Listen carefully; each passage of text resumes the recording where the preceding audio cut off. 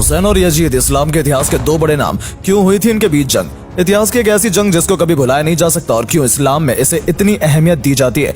आइए जानते हैं यजीद और हुसैन के पीछे की छुपी हुई कहानी शुरू से लेकर आखिर तक। बस बने रहिएगा हमारे साथ वीडियो के एंड तक। दोस्तों, अल्लाह ने अपनी सबसे प्यारी मखलूक यानी कि हम सबको हक का रास्ता दिखाने के लिए अलग अलग वक्त पे अलग अलग नबियों को दुनिया में भेजा ताकि वो लोग इंसानों में शांति और मोहब्बत पैदा कर सके, उन्हें राह हक दिखा सके। और आखिर में अल्लाह ने अपने महबूब हजरत मोहम्मद मुस्तफा सल्लल्लाहु अलैहि वसल्लम को भेजने के बाद यह हुक्म दिया कि ये मेरा आखिरी नबी है। लेकिन दोस्तों, अल्लाह के प्यारे रसूल के इस दुनिया से पर्दा फरमा जाने के बाद अभी इस्लाम का बोलबाला हुआ ही था कि एक जालिम बादशाह ने अपनी आवाज बुलंद कर ली और कहने लगा कि कोई खुदा नहीं है और ना ही उसका कोई नबी है, ना कुरान और ना ही कोई दीन है। वो तख्त पर बैठकर शराब पीता था, जीना करता था, उसकी दौलत और लाखों की फौज के सामने तमाम मुसलमान खामोश रहते थे। लेकिन अल्लाह के रसूल के प्यारे नवासे हुसैन इब्न अली खड़े होकर ये कहने लगे कि मैं गवाह हूँ कि मेरा नाना अल्लाह का रसूल है। कुरान अल्लाह की तरफ से जमीन पर आया है ताकि गरीबी और अमीरों को मिटाया जा सके। अल्लाह के नजदीक दौलत नहीं ईमान देखा जाता है। ये सुनकर लोगों ने कहा कि यजीद के पास लाखों की फौज है, उसके पास इतना सोना है कि वो दुनिया को खरीद सकता है।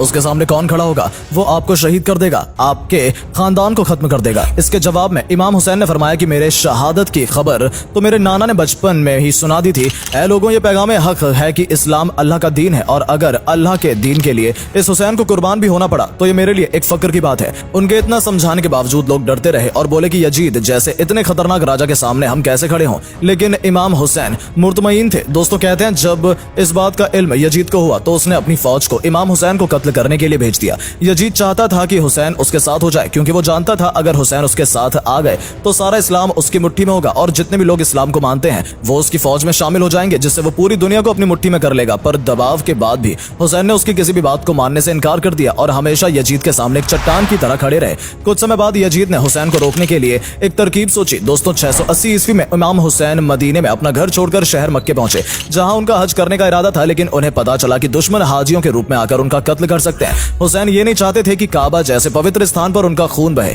फिर इमाम हुसैन ने हज का इरादा बदल दिया। कूफे के कुछ लोग आपको खत लिखते रहे कि ए नवासे रसूल, हम भी ये मानते हैं कि आपका नाना अल्लाह का रसूल है, लेकिन ये वक्त का बादशाह हम पे जुल्म करता है, हमारी मदद फरमाए। तारीख में मिलता है कि जब कूफे से हजारों खत इमाम हुसैन तक पहुंचने लगे तो आपने हालात को समझने के लिए अपने भाई हजरत मुस्लिम बिन वकील को कहकर कूफा भेजा कि जाओ और जाकर वहां कर हालात मालूम करो। कहते हैं जब हजरत वकील कूफा पहुंचे तो वहां के लोगों ने बड़े एहतराम के साथ आपका इस्तकबाल किया। ये देखकर हजरत वकील ने इमाम हुसैन के नाम रख खत रवाना किया जिसमें उन्होंने लिखा कि यहाँ के हालात बिल्कुल दुरुस्त हैं और आप जल्द से जल्द कूफा तशरीफ ले आए। वहीं जब ये बात यजीद को पता चली तो यजीद ने उन लोगों को धमकियां दी और मालो दौलत का लालच दिया। यजीद की धमकियों और दौलत से वो लोग अपनी बात से मुकर गए। जो लोग कभी हजरत वकील को इतना माना करते थे उन्हीं लोगों ने मिलकर हजरत वकील को शहीद कर दिया। इसी बीच वो खत भी इमाम हुसैन तक पहुंच गया और खत मिलते ही इमाम हुसैन अपने लोगों के साथ कूफे रवाना हो गए। पहुंचे यजीद को जब यह मालूम हुआ तो उन्होंने इमाम हुसैन और उनके खानदान का रास्ता रोक लिया और उन्हें करबला ले आ गया।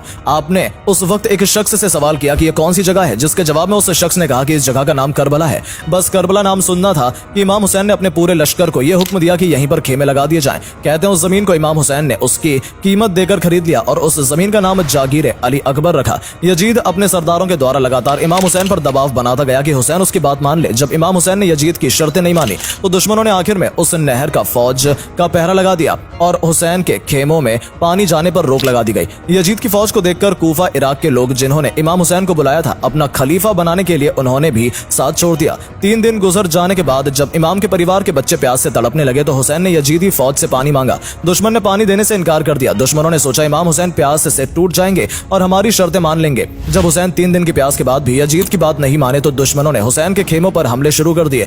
इसके बाद इमाम हुसैन ने दुश्मनों से एक रात का समय मांगा और उस पूरी रात इमाम हुसैन और उसके परिवार ने अल्लाह की इबादत की और दुआ मांगते रहे कि मेरा परिवार, मेरे दोस्त चाहे शहीद हो जाए लेकिन अल्लाह का दीन इस्लाम जो नाना मोहम्मद सल्लल्लाहु अलैहि वसल्लम लेकर आए थे वो बचा रहे। यजीद ने इमाम हुसैन से अपनी उम्मत के सामने सिर झुकाने को कहा पर उन्होंने ऐसा नहीं किया। इसके बाद 9 मुहर्रम की रात इमाम हुसैन ने अपनी जगह की रोशनी बुझा दी और अपने सभी साथियों से कहा कि मैं किसी के साथियों को अपने साथियों से ज्यादा वफादार और बेहतर नहीं समझता। कत्ल के दिन लेकिन हमारा दुश्मनों से मुकाबला है। उधर लाखों की तादाद वाली फौज है, तीर है, तलवार है और जंग के सभी हथियार हैं। उनसे मुकाबला मतलब कि जान का बचना बहुत ही मुश्किल है। मैं तुम सबको बाखूबी इजाजत देता हूँ कि तुम सब यहाँ से चले जाओ, मुझे तुमसे कोई शिकायत नहीं होगी। यजीद और उनके लोग सिर्फ मेरे खून के प्यासे हैं। यजीद की फौज उन लोगों को कुछ नहीं कहेगी जो मेरे साथ छोड़कर जाना चाहेंगे।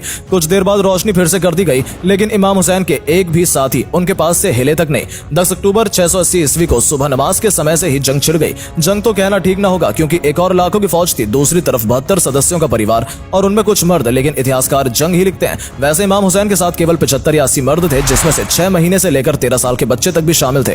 हुसैन ने फौज से मुखातिब होकर कहा कि अगर तुम्हारी नजर हुसैन गुनहगार है तो इस मासूम ने तुम्हारा क्या बिगाड़ा है? इसको अगर 2 बूंद पानी मिल जाए तो शायद इसकी जान बच जाए। उनकी इस फरियाद का फौज पर कोई असर नहीं हुआ, बल्कि यजीद तो किसी भी हालत में हुसैन को अपने अधीन करना चाहता था। यजीद ने हुरमला नाम के शख्स को हुक्म दिया कि देखता क्या है, हुसैन के बच्चे को खत्म कर दे। सिपाही ने कमान को संभाला और फिर तीर धार का तीर कमान से चला और हुसैन की गोद में अली असगर की गर्दन पर जा लगा। 6 महीने के बच्चे का वजूद ही क्या होता है, तीर गर्दन से पार होकर हुसैन के बाजू में लगा। 6 महीने के उस बच्चे ने वहीं बाप की गोद में दम तोड़ दिया। 71 शहीद हो जाने के बाद यजीद ने शिम्र नाम के शख्स से हुसैन की गर्दन को भी कटवा दिया। बताया जाता है कि जिस खंजर से इमाम हुसैन के सिर को जिस्म से जुदा किया गया, वो खंजर कुंद धार का था और ये सब उनकी बहन ज़ैनब के सामने हुआ। जब शिम्र ने उसकी गर्दन पर खंजर चलाया तो हुसैन का सिर सजदे में था, यानी नमाज की हालत में। इस्लाम की बुनियाद बचाने में करबला में 72 लोग शहीद हो गए। दोस्तों, मुसलमान मानते हैं कि हुसैन ने हर जुल्म पर सब्र करके ज़माने को दिखाया कि किस तरह जुल्म को हराया जाता है। हुसैन की मौत के बाद अली की बेटी ज़ैनब ने ही बाकी बचे लोगों को संभाला था,